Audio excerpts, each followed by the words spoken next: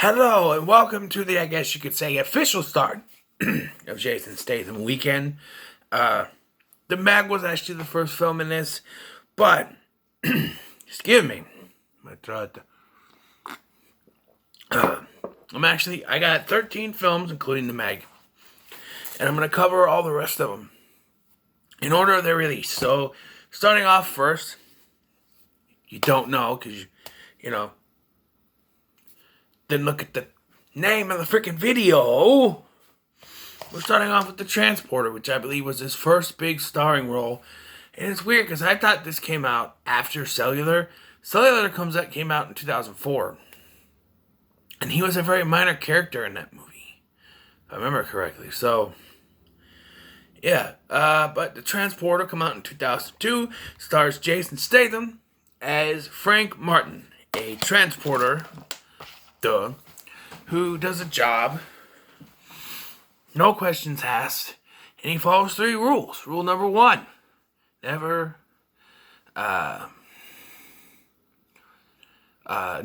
the deal.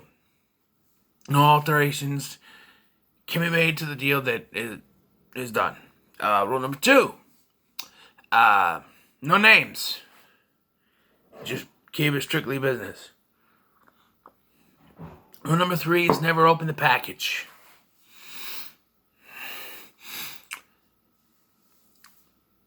I think officially you could say he broke at least 2 of the rules. And we see this very much in the first scene of the movie, where he is, no questions asked. He does the jobs, he gets paid, that's what he does, you know? He is a getaway driver for a bank heist, right? And when the bank robbers get there, there's 4 of them, and he says, no, it was, there was 3 of you, and it was a certain amount of weight. And so,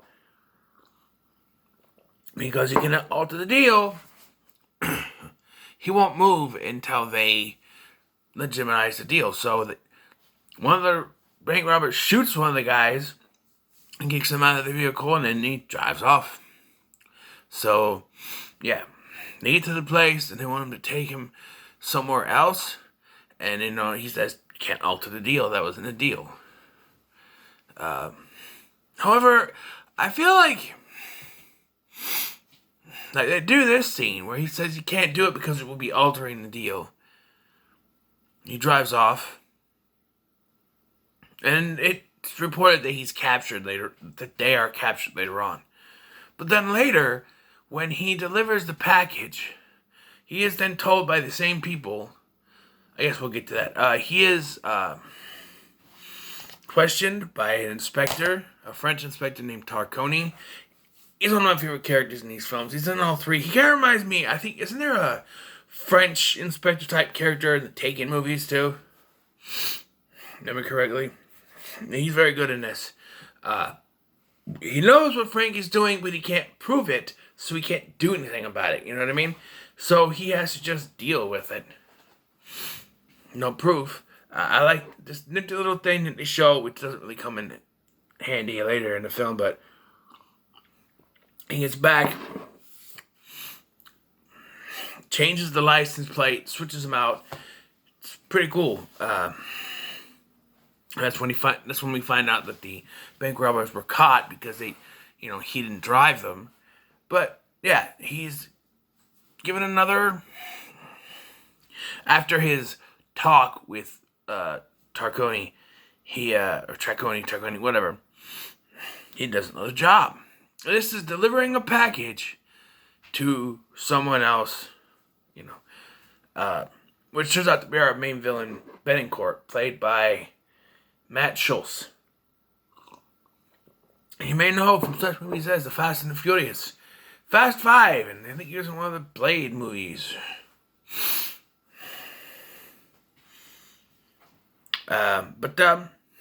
Yeah.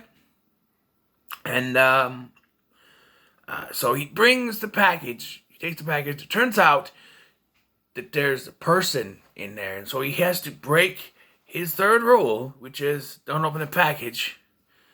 He opens the package, the girl, he gives her water, that stuff, but he doesn't, like, say, okay, I'm not, it's the person, I'm not gonna deliver this. No, he still delivers the package. He also, like, kidnaps a couple cops, puts them in the trunk, delivers her, he's ready to leave, and this is where I get confused, alright? As he's going to leave, Betancourt's like, hey, can you, do another job for us? Deliver this package to this address. You know, this is where he gets like, oh, no names. Rule number 2 is no names. Rule number 1, never open a package. Rule number 3, never open a package. Rule number 1, route to the deal. Yet, this is altering the deal. Right? Because his deal was to deliver one thing to one person and then leave. Now he has to deliver something else for this person to another place. I feel like that's altering the deal. Insert your Darth Vader memes here. I have altered the deal. Pray I do not alter it any further. But that scratch your head. Maybe it's not altering the deal, but that I scratched my head at that. I'm just like, I didn't literally scratch my head. And I am because I get itch. But it's just like, wait, what? He wouldn't drive them. They were offering him more money to drive them to their destination, but he wouldn't do it because it was altering the deal. Now all of a sudden he's going to take a package from this guy. I get it. The first package, the girl was from another person to this person, so he's delivering to the person. Okay, maybe that's why I'm getting confused. But it ends up being a bomb anyway. And kills the 2 cops in his trunk because he stops at the rest stop to get them water or whatever.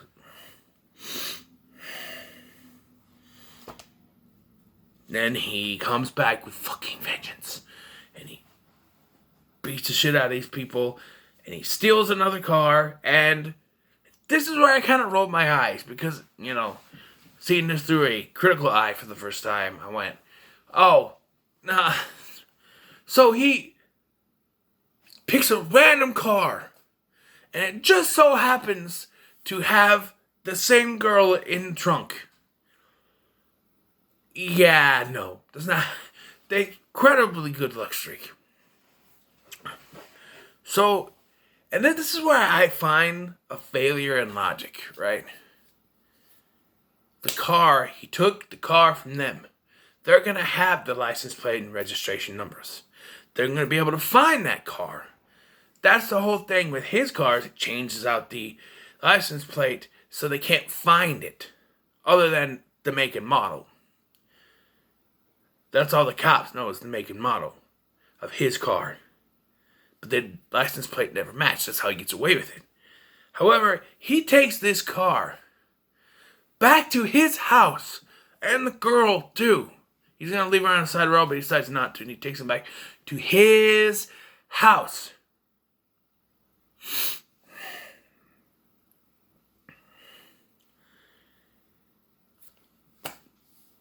Tarconi shows up, of course, and they have to make a story. She's the cook, and also a little something else, you know.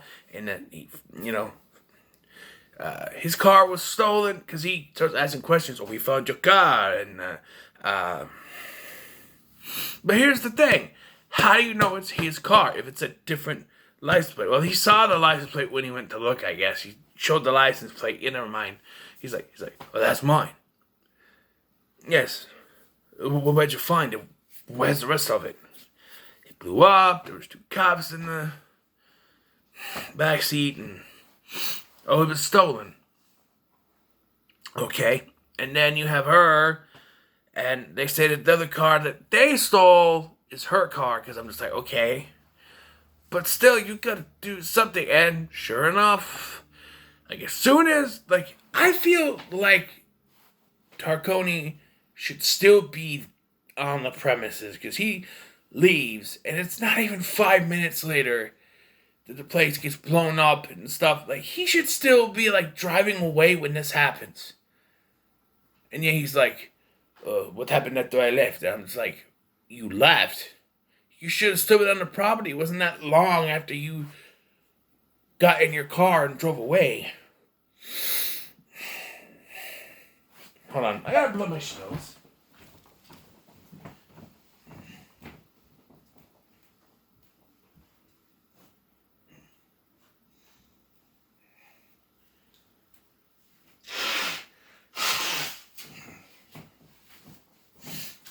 Better.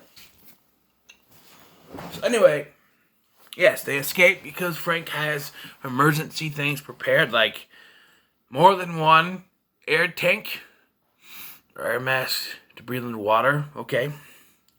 And they go to this random house that's also where Frank lives.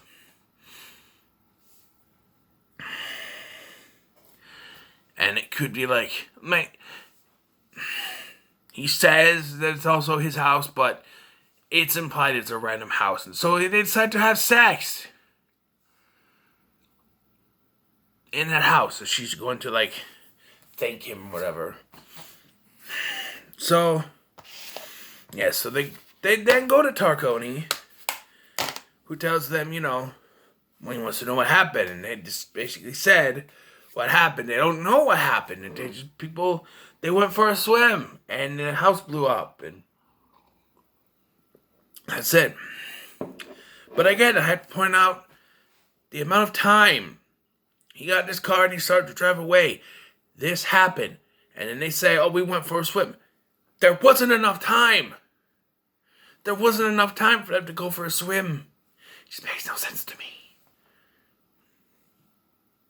But yes, she goes on the computer when Tarconi is gone, and she finds him. She finds Benincourt, where they can locate him, and then she puts it into sleep mode, but doesn't get rid of the thing, the picture or whatever, the file.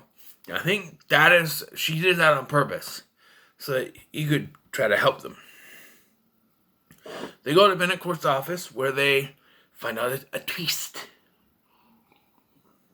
Because she claims that there are people on a shipping container, and one of them is her father and her family, whatever. That's a lie. Her father is in on it, actually, but this gets him knocked out, Frank knocked out and sent to jail because they claim that he kidnapped Lie, that's her name,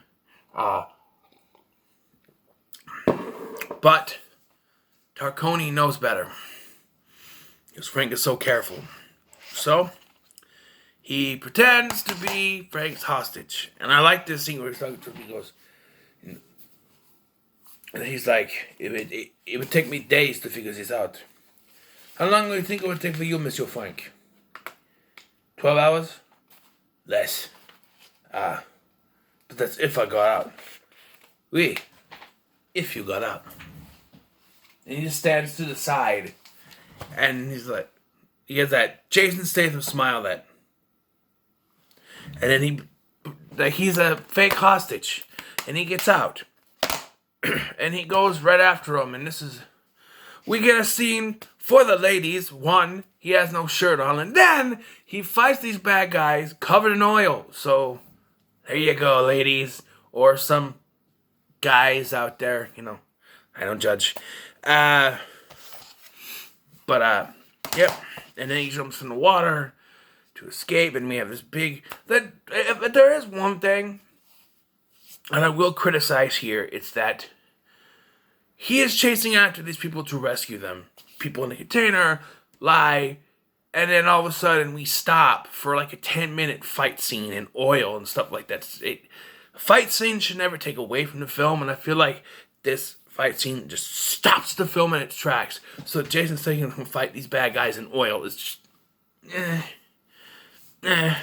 Fight scenes aren't bad. They're very, very well choreographed. It's just that it feels like it stops the film for me. So, yes. So eventually we get this high-speed highway chase thing, where it's very obvious that Lie's father is not a good guy. He tries to shoot at him. And yeah, there's a fight on this truck with the shipping container, but there were two trucks with the containers, but they only saved one. It's very confusing. But He kills Matt Schultz, he kills Betancourt, and then drives it by a cliff. And that's where somehow, because here's the thing. Kwai, that's the Lai's father. Her name is Lai Kwai. He's holding it. He's in there, and Frank takes the tire iron, throws it to the window, and knocks the driver unconscious. So Lai has to take the wheel, and that slows them down, right? So Frank stops this truck, right, by this cliff. All of a sudden, Kwai is there with a gun. Get out. She's like, wait, I'm not good at math, but something doesn't add up here. How'd he get there so quick? All of a sudden, his car is there too. It's just like, how? And the driver is conscious. I find that to be highly unlikely. Just, how? And then he's like, if she tries to escape or anything, kill her. His own daughter. So he takes Frank to the cliff, and they do this thing where Frank finds a sharp rock like he's going to use it, but he never does. And then we hear Lai scream and a gunshot. And, you know, I remember vaguely when I first watched this, I thought she was dead.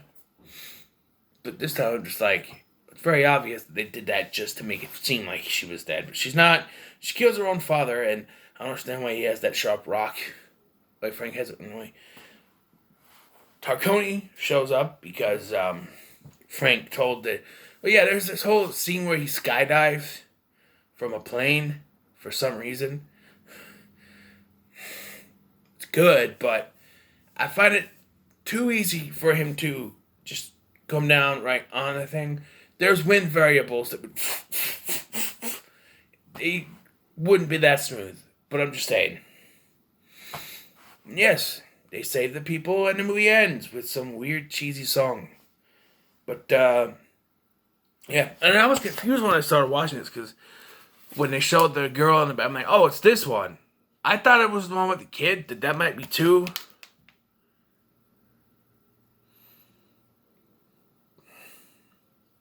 Driving when they all... Yeah, that's two. Okay. The kid one, that's two. I get confused because there's these movies.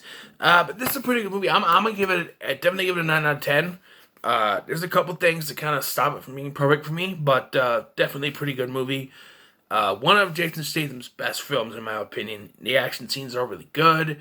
The cinematography is kind of cool, just the way they do some stuff, you know. And I liked his house, and they blew it up, so that's a negative for me. But I liked his house. It's the way it was set up. But yeah. So what are your thoughts on The Transporter? Let me know in the comments below. Make sure to like, share, and subscribe. Thank you for watching. I've been Scotty, and I'll see you in the next one.